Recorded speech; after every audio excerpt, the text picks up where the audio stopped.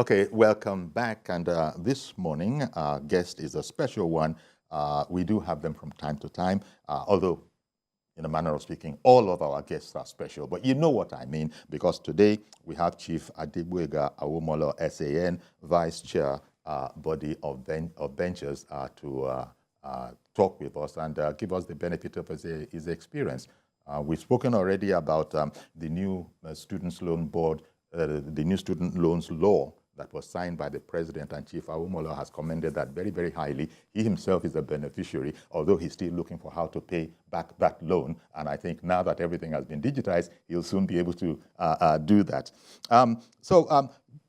We've established that, and we've also spoken about the judiciary, and we've noted your comments on that. Now, so I can take it for granted, I imagine, that, no, maybe I shouldn't take anything for granted. The performance of Asiwaju Bola Ahmed Tinubu, the president of the Federation, so far, what would be your assessment so far? And it's very short. I think we have about 15 odd days. Well, so far, so good. He has been a man of his word. He has demonstrated that he is prepared to take Nigeria to the next level. He has demonstrated that the hope that he promised for the common man, for the rich, for the privileged, for the deprived, is not dimmed. I mean, the only one that has hurt us is this issue of petroleum subsidy removal. Mm-hmm. But we all know over the years that petrol subsidy has been described in many odd ways. Oh, it's a fraud, it's a scam, it is undeserved, it's unjustifiable. But no one had the courage since 2012 to remove this subsidy. But he has shown that he's a man of courage, he's determined to do what he believes, and is prepared to, yes, he said so that, he said, I know your pain. I feel your pain. That means he's empathic. He's a Nigerian with human blood flowing in his veins. So let's give him a chance. Okay. Let's give him a chance. I know yesterday I was watching the Marketers Association trying to be funny. I believe that Nigeria deserves the best. We don't have to be ruled forever by cabals. The Marketers Association or whatever they are, they should bear with Nigerians. If for many years they have been collecting their dues, only for a few months they have not collected, they are now threatening Nigeria. I think the law should take its course because the interest of Nigerians is paramount. Okay. As you probably know, sir, our program is an interactive one, and we have, in fact, we sort of held down the calls so that we could hear from you first. But now, George in Lagos is on the line. Good morning to you, Mr. George. Good morning, Yori, and good morning to the elder statesman you are talking to. Okay, thank you. Uncle Yori, kindly give me 90 seconds to say something. Sure. Uncle Yori, those who wanted to foist the management kindergarten on us in the name of what they call it, savior, some of them are already praising Asiwaju Tinubu only after 15 days. I want to urge those people to just wait and give him like 1 year from now. They will know that Asiwaju Tinubu is not just an ordinary politician. He's a man that was prenatally sent to this country to fix this country, Nigeria. So they shouldn't just be in a hurry. Talking about the loan schemes, sir. Yesterday, I heard the president of ASU already condemning this loan scheme. Yes, the chief has already spoken about that, as you know, as you heard. He has not read the law. He admitted that he has not read the law. and is already condemning it. I want to remind ASU that it is not the business of university teachers to determine how parents or sponsors pay the school fees of their children. Their own is to manage the students when they are in the school. ASU cannot constitute itself as a block on the progress of Nigerian children. I think they are trying to overstep their bounds. This law, all right, this scheme, is meant to help the poor, and it is not in the place of ASU to become a stumbling block to it. We must hear the warning, or else people like us will take to the streets and ask the government to proscribe ASU if they don't sit up. All right. Thank you very much, Mr. George, for calling in. I saw Chief Awomolo just smile at that notion. But again, thank you very much for contributing it. Now, Chief Awomolo, I want to go to some other current issues in the polity. As you know, the former governor, I guess that's what we should call him now, the former governor of Central Bank, has been, put on suspension by the president. And there's been commentary on social media, indeed, I think one or two papers, to the effect that the removal or the suspension of CBN Governor Emefiele, the president had no such powers so to do. I wonder what, give us the benefit of your thought and experience on this matter, sir. Well, it is not new to Nigeria that governors of central bank were removed at one time or the other. But the law is that who is the appointing authority for the governor of central bank? The president, commander-in-chief of the armed forces, President Bola Tinubu, is the appointing authority, because from 29th of May, when he took over the reins of Nigeria's president, he becomes the de facto and de jure president, and he can act within the law. I believe that he has acted within the law by suspending the governor of central bank. I am sure the governor of central bank cannot contest this. He was appointed by the former president as governor of central bank, and his appointment was confirmed by the Senate of the Federal Republic of Nigeria. The same route, if he is to be removed, the president will address National Assembly and said, this man no longer deserves to be president, the governor of central bank. I propose his removal. And the National Assembly or Senate will say yes or no. But the law is very clear. He who has the power and authority to appoint has the authority to remove. And he who has the authority to remove has the power to suspend. That is what interpretation law tells us. He who has the power to appoint has the power to remove. And he who has the power to remove has the power to suspend from performing the functions of that office, pending the removal. Okay. And the president did not say suspending him for removal. He said pending investigation of misconduct at level against the governor of central bank. So the president has acted within the law, and nobody can question that. Okay. Well, thank you very much for that brief, opinion. That sort of, I imagine a lot of people will now, be a bit clearer on this whole matter. But as you know, your learned colleagues, they can argue anything for as long as they want, given the opportunity. Cash. Excuse Sorry, me. sir. Excuse me. Lawyers don't argue just anything. We argue on points of law and understanding of the law. So please be corrected. Lawyers don't argue anything. We argue the law to the level of our understanding and appreciation of jurisprudence. Thank you very much, sir. And I am duly corrected. Lawyers don't argue anything. But what I really meant, sir, was that any subject that is brought for their considered opinion, they will satisfy you with both pros and cons of that subject matter. But I am duly corrected, sir. Now, Cash has called in from the UK. Good morning, Mr. Cash.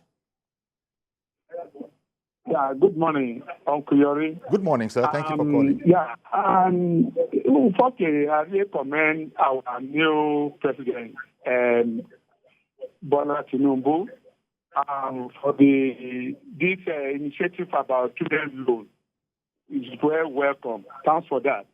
And at the same time, yesterday, Yakub mentioned about NURT. I called yesterday. It's very part of what Yakubu said about NURT. I think it's very commendable because I don't know any country that are engaging on NURT and has been an old, backward, local, and primitive attitude.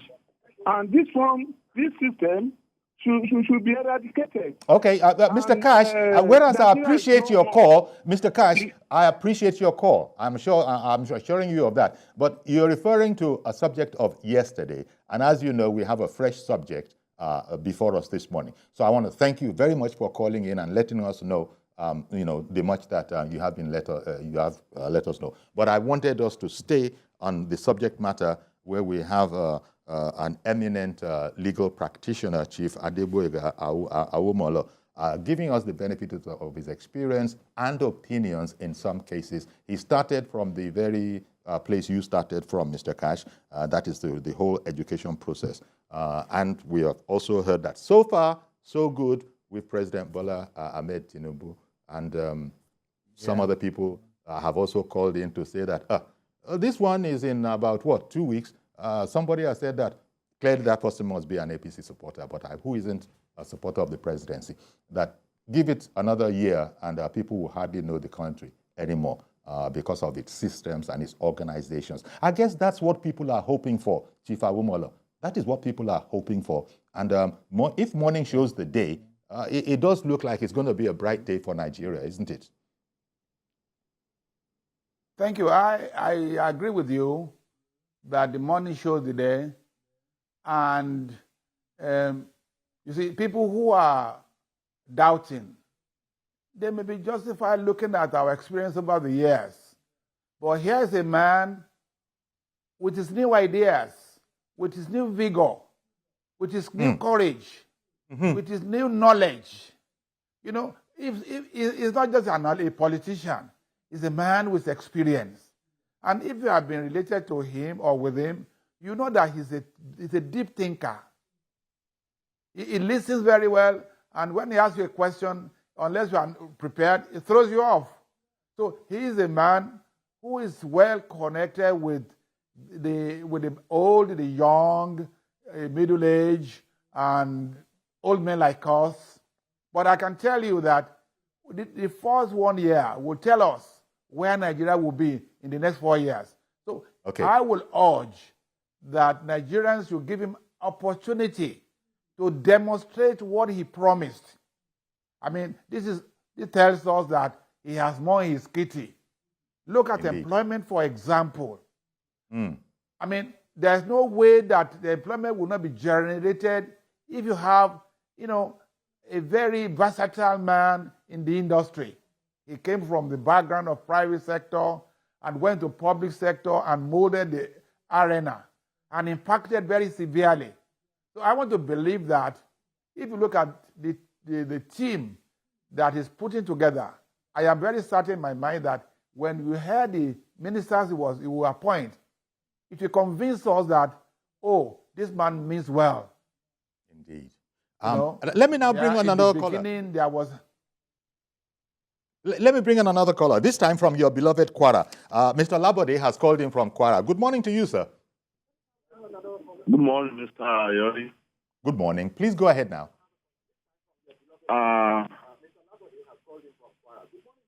Don't listen to those echoes. Please just go ahead. Okay. The chief said that for the past 45 years,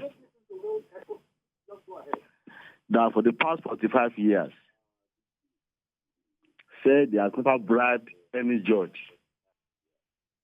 Yes, I see. And so. that there are so many very good judges, honest judges.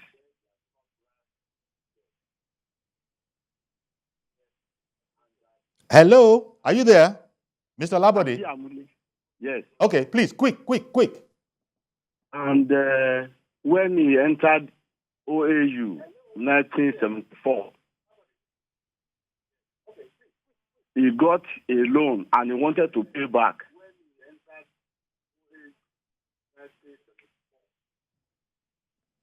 He wanted to pay back Mr. that Labode, loan now. please don't listen to the echo that is repeating what you have said.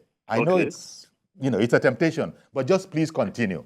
It's slowing us down. Some of his colleagues too, some of his classmates equally got that loan. Are they now ready to pay the loan back like he has indicated? Okay, that's your question. That's your question.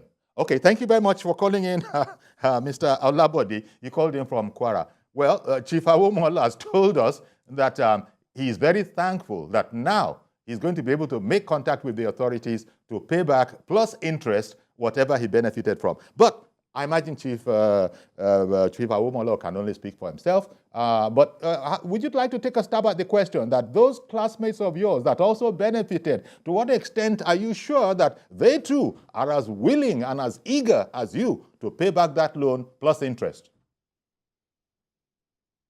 Well, I can tell you that human being what we are,